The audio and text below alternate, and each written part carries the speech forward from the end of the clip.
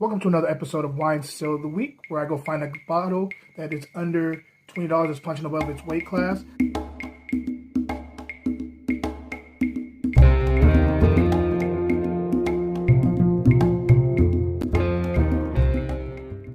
What up, everybody? Back for another one. Welcome to another Wine Still of the Day, of the week, of the month, of the year. I do this all year. If you have been paying attention to my channel, you know this. If not, welcome, and I hope to see you guys in the comments. For everybody who's been rocking me thus far, I appreciate you guys, and thanks for supporting me and helping me get into the place that I'm at right now. Today we have a really wonderful wine that we're going to see if this is doing what it's supposed to do. It's in one of my favorite areas, France. But before we get into that, I gotta let you know, man, this kid is making us out to be liars. All right. We talk to our families and friends and stuff about, like, he's a fighter, you know, he's fussy, he does all this stuff, you know, he lets us know how he feels at any given time, and he will not go to sleep. He fights sleep like crazy. But once we get this kid around any of our family members or friends, they're like, we don't believe you guys. I think you guys just you guys are full of it. Because there's no way this angel kid is reacting like that. Because when he gets around us, he's great, he's amazing. And I'm sitting there like, what? He's making us look horrible. And I don't know what to do about it. This kid he is an angel. But realistically, he's an angel with a devil on his shoulder every once in a while that likes to whisper in his ear and say, let's mess with mommy and daddy today or tonight. So, yes, we're dealing with that, but it's been fun thus far. And, yeah, I mean, we're both enjoying the process of seeing him finally starting to show smiles and laughs and stuff like that, because before it was all crying and upset, and I feel like he inherited that little line in between his eyebrows when I'm all, like, focused and, you know, too serious. He has that. So it's good to see smiles and laughing coming out now. But anyway, you guys are not here for that. You're here for the wine, so let's get into the wine. Today, we're in Cotes Du Rhone. We're in the Rhone Valley, and we're talking about a Cotes Du Rhone. This is called Creation Grosset 2018. This is a Carignan. Carignan is one of the southern Rhone varietals normally used as a blending grape. In some places, it flourishes as a single varietal. I love Carignan, and so when I saw this, I was like, I got to try it out. Plus, they said it was 92 points, and I have to see if it's 92 points for my own palate. So anyway, here's the label. Kind of crazy. I know the light's in it, but there you go. And yeah, this is by Brot. And yeah, I'm looking forward to seeing if this is, you know, doing what it needs to do. It says it's bottled out of Chateauneuf du Pape. So I guess these are Chateauneuf du Pape grapes. We'll see. On the nose, I immediately get like raspberry, perfectly ripe raspberry. I'm getting like kind of wet rock, like kind of like a wet, like stones going on here. There's also some cranberry going on here and a red spice, like kind of like a not a red spice, I'm sorry, like more of a cardamom spice going on here. A little Bing cherry and some perfectly ripe strawberries. So this is all red fruit that I'm catching out of the glass right now. A bit of like a secondary of a hickory component here. There's also like a leather smell here, like an old leather mitt. Wet tree bark.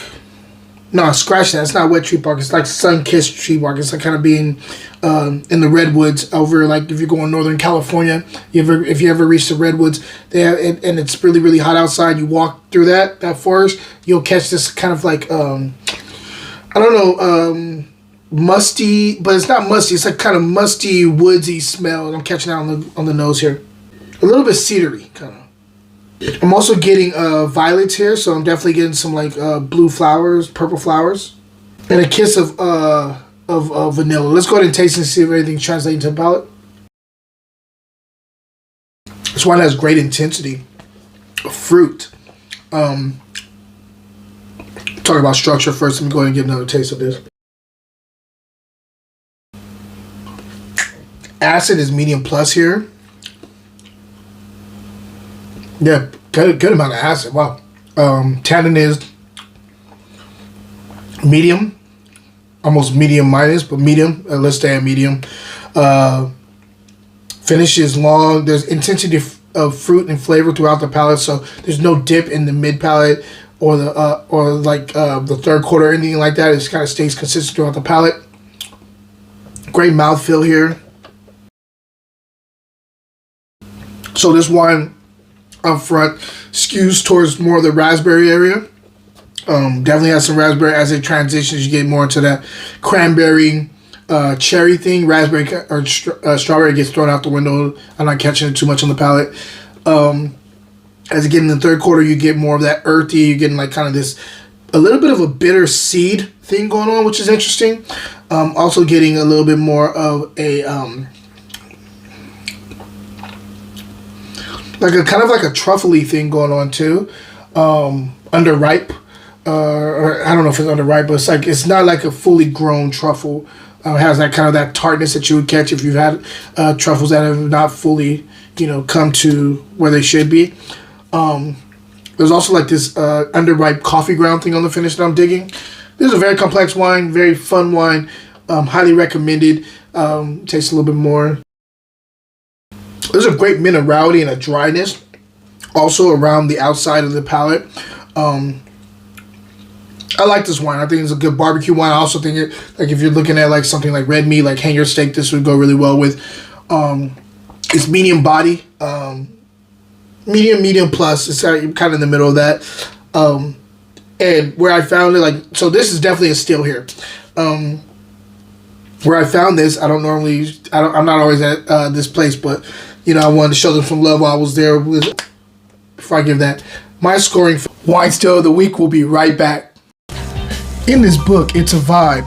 Recipes by my boy Armando Tam, and then also wine picks by myself. Music is also a big component of this book. We pick great albums for you guys to listen to while you're creating these dishes. Hope you grab a copy. Cheers. Now back to the show.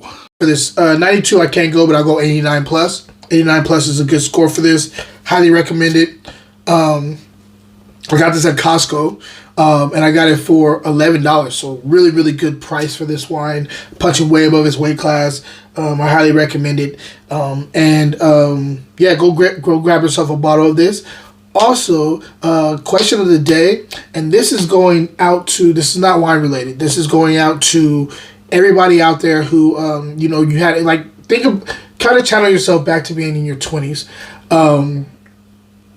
Tell me your go-to jam to set the mood, not for sex, sometimes maybe for sex, but not for sex. This is just to set the mood, set the ambiance when you knew you were going to be entertaining somebody that you're attracted to at your home or your apartment or wherever you were living in your 20s.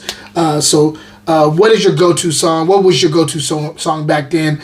I just am looking for some more information because I'm working on a project and I would like to have as many choices and options as possible. So anyway, until next week, cheers.